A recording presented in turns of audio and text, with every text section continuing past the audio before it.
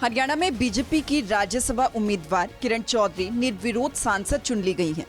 मंगलवार को उन्हें रिटर्निंग ऑफिसर साकेत कुमार ने राज्यसभा सीट से निर्विरोध सांसद का प्रमाण पत्र दिया।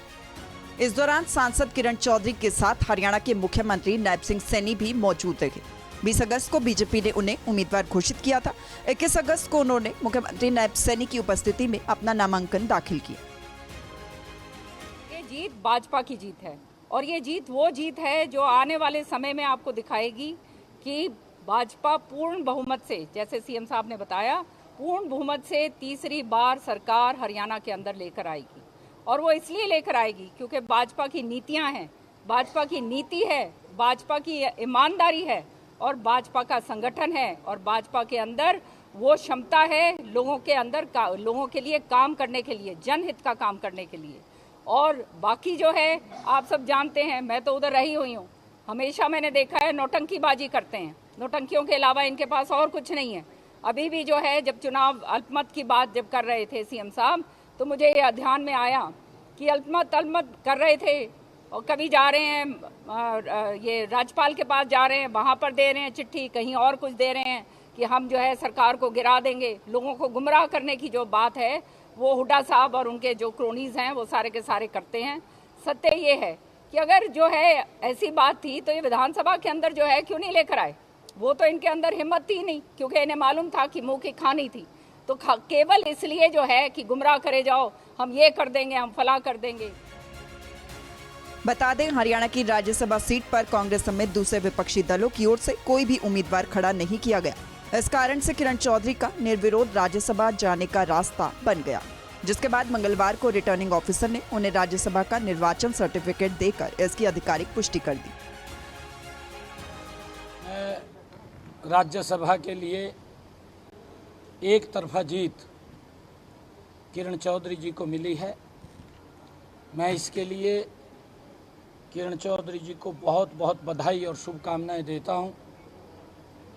जिस प्रकार का कांग्रेस लगातार ये दुष्प्रचार कर रहे थे कि सरकार अल्पमत में है, एक बार नहीं कहा, मैं लगातार ये बात बोल रहा था कि मैंने पूरे विपक्ष के सामने 13 मार्च को विधानसभा में विश्वास मत हासिल किया है।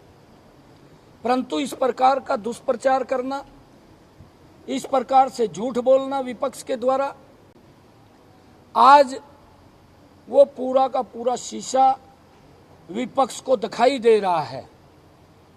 दिखाई वो किरण चौधरी के रूप में दे रहा है। नहीं, वो एक तरफा जीत वो भारतीय जनता पार्टी की राज्यसभा के अंदर हुई है।